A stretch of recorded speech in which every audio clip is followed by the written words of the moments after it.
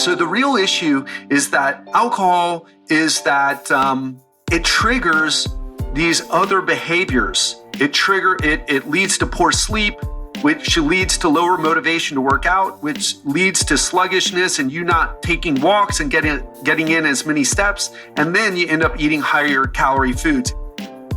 Are you a busy professional who's crushing it in your career or in growing your business, but you're struggling to lose weight and transform your body while fitting in your social life as well as your work obligations? If the answer is yes, well, let me help you get into the best shape of your life while thriving in your business.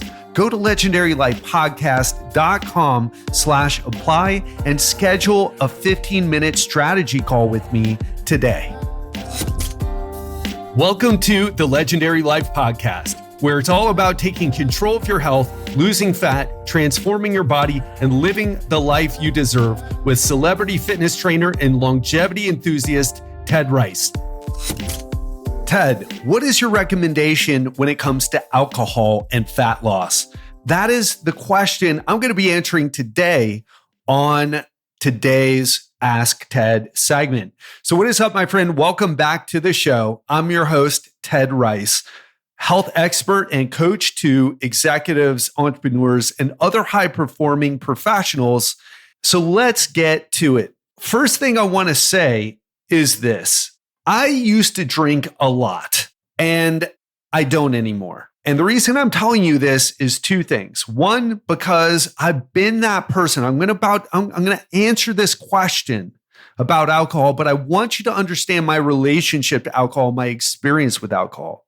So I used to drink a lot. I used to binge drink specifically. I would drink to get drunk. More specifically, I would drink to calm my social anxiety, which started with a drink or two, and then it kept going. And by the way, I was able to stay in shape when I was doing that. When I used to drink heavily and go to clubs, I would stay in shape. And then in my 30s, I got back into drinking heavily for a bit. I would go on and off, and then I got fat. So I just wanted to give you a little bit of context here, just so you can understand. I'm also the child of two alcoholics. My dad had a lot of problems with alcohol consumption. He ended up slowing down, but when he got older, but he was drunk every single day, along with my stepmom every single day. And really alcoholism killed my stepmother, led to her heart attack. She had been drinking heavily for just year after year after year. And so that's a little bit of my story in alcohol. I don't have any, by the way, the reason I don't drink now is just simply because I actually like the taste of alcohol. I'm one of those few people who actually likes the taste of alcohol, but I don't like the high of alcohol. I don't like how it makes me feel. It raises my heart rate, and even if I just have one drink, raises my heart rate, and I tend to sleep poorly. So that's really the reason I don't drink anymore. Although when I say I don't drink anymore, I'd be happy to have a glass of wine. In fact, I'm going to force myself to try some wine when I'm here in Portugal. And I've already tried Ginginha, which is a cherry liquor served in chocolate shot glasses here. And it's absolutely delicious. So that's a little bit of my history with alcohol and my own personal relationship to it now. So let's get into my recommendations when it comes to fat loss. And the first thing is this. There's nothing special about the calories coming from alcohol. Calories come from grass-fed ribeye steak that was, that came from a cow that was blessed by priests from several different religions and massaged every day. It doesn't matter. It's just calories. Alcohol is just calories. Oh, but it's full of sugar. You hear all this nonsense. It's just calories, and the calories don't come from sugar. It's from acetyl I forget the name of the chemical, but alcohol just has calories in it. It's the fourth macronutrient. Fifth macronutrient. There's carbs, fat, protein, fiber, and alcohol. And so it has nothing to do with the sugar. It has nothing to do with that. It has to do with the fact that alcohol has calories. You can do other drugs, and alcohol is a drug, psychoactive drug and it won't have any effect on you. I'm not saying that's a good thing. I'm not encouraging you to go smoke crack or to snort crystal meth because it doesn't have calories. I'm not saying that. I'm just saying alcohol has calories, what makes it different from a lot of other drugs. So if you can keep your calories in check, I'm about to get into the deeper answer here, but I wanted to answer this superficially first. So if you can keep your calories in check, you can drink nothing but alcohol and lose fat. Oh no, that's not true, Ted. Guess what? Go look up the beer diet. There are people, and I don't recommend this because your liver is not going to like it. But there are a few people who got written up in the media, Men's Health and whatnot, because they went on a diet that was nothing but alcohol. And not only that, they drank beer and water, by the way, because you have to drink water, and they lost weight. So it's not alcohol that is the problem. It's too many calories from alcohol. Now, again, this is the superficial answer. We're about to get a bit deeper, but that's the superficial answer. And so if you can keep your calories in check, you can drink and lose body fat. In fact, I have clients who do drink. Shout out to Dan. Dan's crushing it. He lost 40 pounds with me and he's still going. I looked at his, he had a few beers. He drinks a couple times a week. Shout out to Trevor. Trevor's ripped and enjoys a cocktail with his wife and, drinks a little bit. I'm not sure exactly the frequency that he drinks, but he drinks. A lot of my clients drink. It's not the problem. The problem is fitting the calories in. And let's get into the second part, shall we? Let's get to the deeper issues, shall we? The problem with alcohol is this. It's just calories, but there's a psychological effect to alcohol consumption. What do I mean? Let's say that you have a stressful life. Maybe your stress is the fact that you're growing a business. One of the reasons why I don't want to drink a lot right now is I'm growing my business. Maybe I'll end up drinking a little bit more later where I can handle a bad night of sleep and it's not a big deal.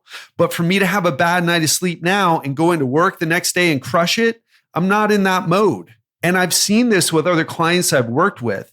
When let's say they've worked hard, they go out, they hang out with their friends, their other entrepreneur friends or their attorney friends or their consultant friends, and they're having a few drinks. The next thing that happens is they don't sleep well. They wake up the next morning. They don't feel terrible, but they certainly don't feel like going to the gym. So they skip their workout. On top of that, there is this desire to eat less than healthy foods. Alcohol kind of gives you the munchies too. It's not just marijuana. Alcohol gives you the munchies, and you've already drank calories from alcohol, and then now you have the munchies. I remember when I used to get out of the club drunk at 5 a.m. in Miami Beach, what would I do?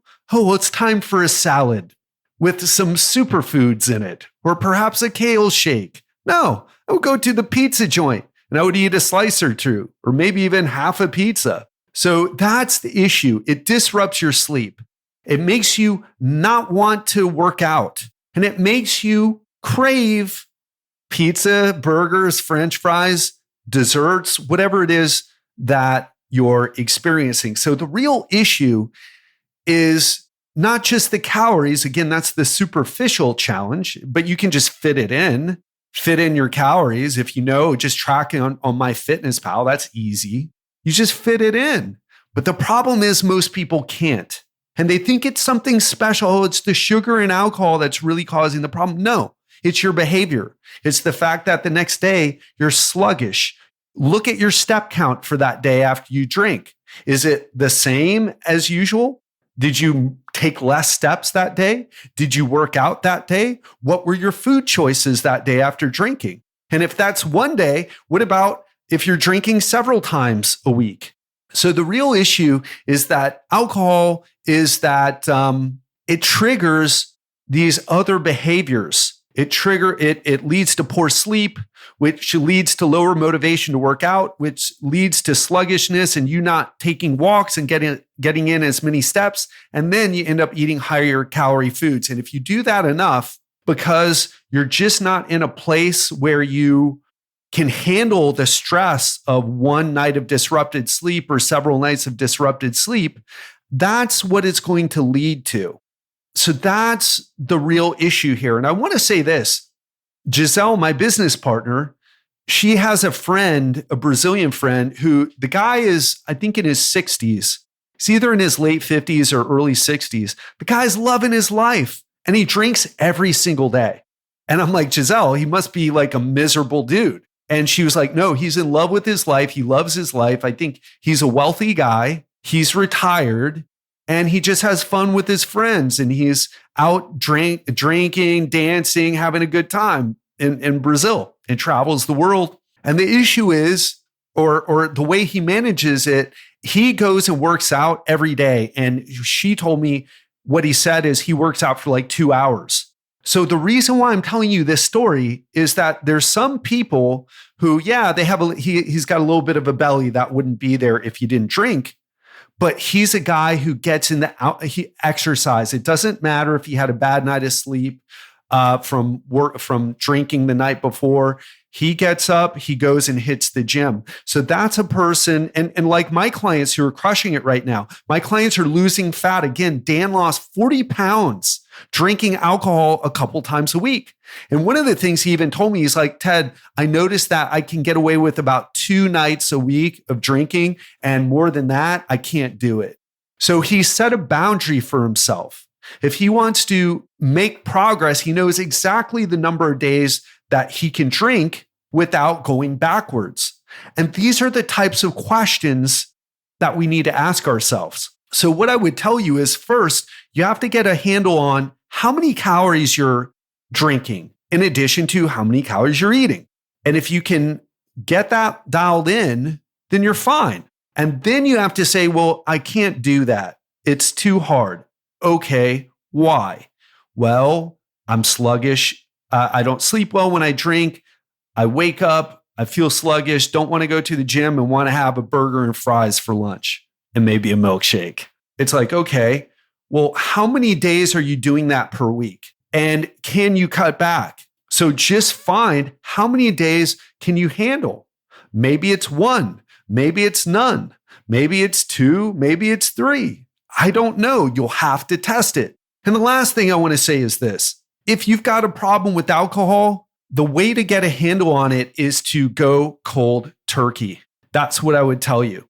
I shouldn't really be saying that, to be honest, because that's how I did it. So what I should say, let me go back and say that again. The way I got a handle on alcohol is I just stopped. And then after I weaned myself off of drinking frequently, I started to look at, okay, how can I add alcohol back in? And in 2020, when I arrived to Colombia after being in Southeast Asia for 2 years, I started drinking in Colombia, in Medellin, because it was fun party time, going out, having a beer, having a couple beers, and it was fine. I was going out on dates, no problem. But when the quarantine hit, I stopped drinking. I couldn't handle the stress of quarantine and drinking at the same time, because drinking would have led to my depression or led to a depression. I was struggling psychologically. If you were listening to the podcast in that time, I shared it. So I had to stop. I just couldn't do it. And then my dad got sick. Actually, I drank quite a bit when I got into his place. He had wine everywhere, and I got drunk a few nights because I was really sad. I saw my dad. I knew where it was going. I knew he was going to die. It just was a matter of, like, is it going to be a month? Is it going to be a couple months? So I got drunk a few times. It did not help the situation, did not help how I felt. But I don't regret doing it either. I didn't go down a cycle of, I didn't go down the drain with it of alcoholism like, my stepmother did, right? I got a little bit out of shape. I got drunk a few nights and then reined it in. And so again, we all have to ask ourselves, how much control do I have over this situation? Do I feel out of control? And if you feel out of control, you got to get the right help. And I don't mean hiring me for coaching, okay? You got to get the right help for that. Some people I can help, but if you really feel hooked on alcohol, like, man, get the right help. Do the 12-step thing. Do whatever you need to get it handled. See a psychologist. Do whatever you need to. There are free groups. Make yourself do it. Get the help you need to stop. Because alcoholism, I mean, it's one of those things we don't talk about enough because it's so normalized in our society. Everybody just gets drunk when they're happy, gets drunk when they're sad.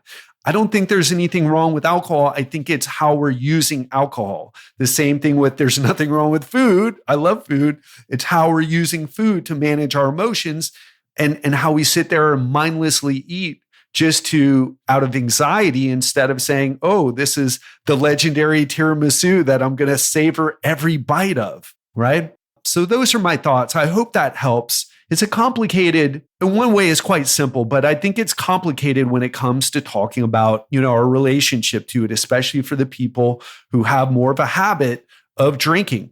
So that's what I got to say. I hope that helps. I hope you took something away that gives you some perspective on it. And like I said, if you're struggling, make sure you get help. All right. There's people in your life who care about you, who need you to be your best.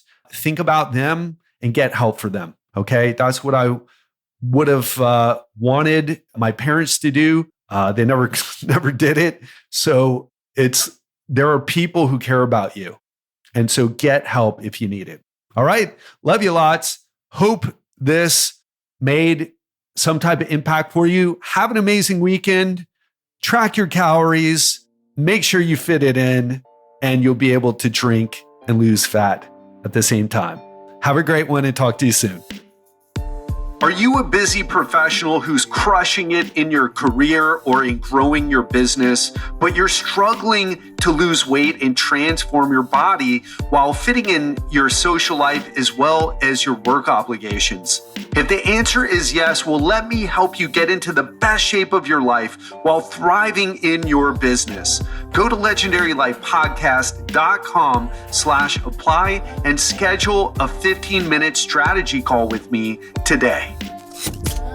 And on Monday, I'm going to talk about the 3 habits I use to achieve 10% body fat without giving up my favorite foods. As I've told you before, I used to believe that strict diets and grueling workouts were the way to get a low body fat percentage. I just didn't believe that you could do it without giving up all the things that were good in your life when it came to food and eating out and eating desserts and eating carbs. But what I know now, it's completely different. And I really got beat up when I did the low carb diets and the hard training. But what I do now, it feels effortless. And I'm going to share these with you on Friday because the reality is hard work is overrated. At least hard work in the way that we think about it. Oh, I've got to cut out all the sugar ever and never eat it again. That's not going to work for 99% of people. Or I've got to go to the gym and just crush myself, even though my joints are aching and my muscles are sore and I hate my workout. That's not going to be sustainable either. So if you want to listen to what I use, the 3 habits I used to make fat loss effortless, tune in on Monday. All right. That's it for me, and I'll speak to you then.